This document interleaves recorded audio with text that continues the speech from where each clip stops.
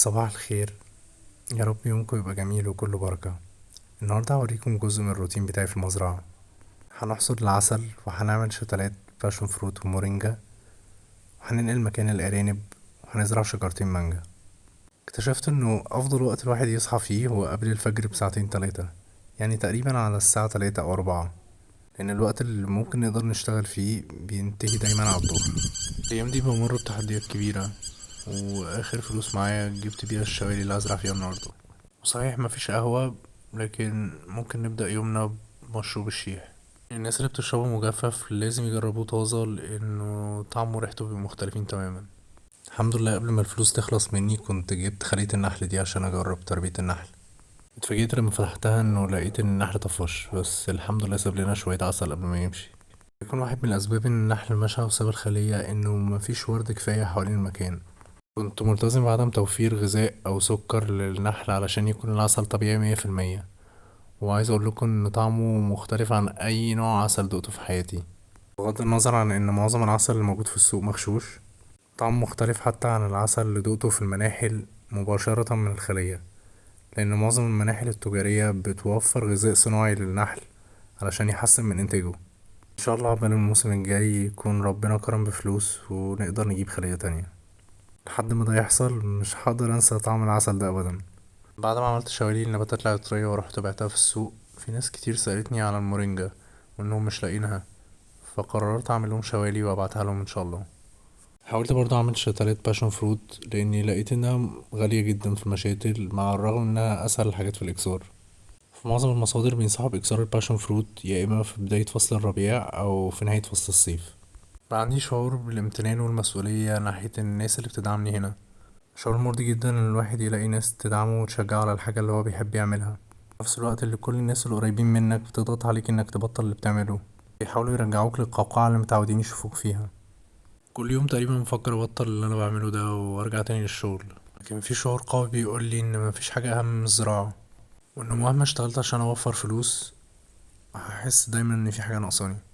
قبل ما اسيب شغلي القديم ما كانش عندي اي خلفية في الزراعة، لكن بمجرد ما بتمسك الفاس بتحس ان الموضوع في دمك من الاف السنين، وبعد اول حصاد الموضوع بيتحول لهوس ما بتقدرش تبطله. طعم النبات اللي بتزرعه وبتحصده بايدك بيبقى مختلف عن اي حاجة دقتها قبل كده، بيحرك جوانا غرايز اقوى بكتير من الحياة المكتبية اللي اتعودنا عليها، وبنبقى محتاجين نتوسع في الدايرة دي عشان نحقق نسبة اكبر من الاكتفاء الذاتي. الأرانب دي اشتريتها من الفلوس اللي كسبتها من بيع التين في السوق، وحاسس انه من احسن الاستثمارات اللي عملتها في حياتي. حسن الحظ ما بضطرش اشتري لهم اكل لاني من فترة كده زرعت البرسيم ده. المساحة دي في حدود الإيراد او تقريبا 200 متر، تقريبا اقل مساحة ممكن تأكل 4 او 5 ارانب بشكل منتظم. في الفترة اللي فاتت جربت اربي حاجات مختلفة كتير. جربت تربية الفراخ البيضة والبلدي والساسو، لكل نوع منهم طلع فيه تحديات مختلفة. وجربت البط المسكوفي والفرنساوي. طبعا انا شخصيا مستحيل اكل حيوان انا كنت بربيه وبحطله اكل بايدي، لكن طبعا بضطر اعمل كده عشان اقدر اوفر اكل كويس لباقي افراد الاسره. التحدي الاكبر في تربيه الطيور واللي مش موجود في الارانب هو البروسيسنج. الطيور بنحتاج ننضفها من الريش وبتسيب مخلفات مزعجه. التحدي ده مش موجود في الارانب، والتعامل معاه بيبقى اسهل بكتير ومش محتاج مكن او معدات خاصه. جربت اربي برضو نوع من انواع الماعز الصحراوي. غالبا دورة الغنم بتبقى مربحة اكتر من الماعز، لكن النوع ده من الماعز قدرته على تحمل الجوع والعطش ودرجة الحرارة المختلفة أكبر بكتير من الغنم. وجربت برضو الجمال، يعني من أكتر الحيوانات اللي بحبها، لكن كل ما الحيوان بيكبر كل ما التحديات بتزيد. تربية الجمال انت وفرت المساحة والإمكانيات، من أسهل الحاجات في التربية. المميزات تربية الحيوانات إنها بتوفر مخلفات عضوية. المخلفات دي لازم نعيد تدويرها ونستخدمها كسمات في الزراعة. القفص ده كنت بربي فيه الفراخ، لكن زي ما هو واضح كده بدأ ينهار. لازم نشوف حل للموضوع ده في أسرع وقت، لأن الكلاب عندها فضول ناحيتهم كده وشكلهم مش ناويين لهم على الخير. بعد كده بدأت أعمل شتلات مورينجا. المورينجا هو أكتر نبات بزرعه وهو من أهم النباتات على الإطلاق. ممكن الاعتماد عليه كغذاء أساسي وله استخدامات طبية لا حصر لها.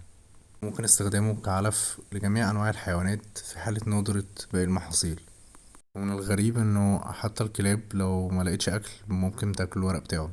اتمنى ان موضوع الشتلات ده ينجح لاني في امس الحاجة لاي مصدر دخل حاليا. بعد كده هنقل مكان الأرانب بحيث يكون تحتهم في فراغ يتجمع فيه الفضلات. كنت أتمنى طبعا أقدر أربيهم برا القفص، لكن نسبة نجاتهم هتبقى ضئيلة جدا. معظم مربين الأرانب بينصحوا بتربيتها في قفص يكون مرفوع عن الأرض لسهولة جمع الفضلات. اللي عجبني برضو في الأرانب إن فضلاتهم جافة وإنهم من الكائنات الهادية اللي مبتعملش صوت. بعدين جمعت المخلفات بتاعتهم علشان استخدمها في كسمات في الزراعة. كان في شجرتين مانجا كنت زارعهم من البذور، وهنقلهم النهاردة في الأرض إن شاء الله. بفضل دايما أزرع البذور في الأرض المستديمة على طول، لأن نقل الشتلة بيعرضها لصدمة، والصدمة دي بتعطل من النمو لمدة طويلة قد تصل لشهور. قد يكون ده واحد من الأسباب الرئيسية لتأخر الأشجار في الإثمار. أتمنى الفيديو ده يلهمكم تزرعوا أي حاجة النهاردة، وإنكم تعملوا حاجة بتحبوها بغض النظر عن النتائج أو العائد المادي. ويا رب أيامكم كلها تبقى بركة، ويلهمكم الرضا، ويحقق لكم كل اللي تتمنوه.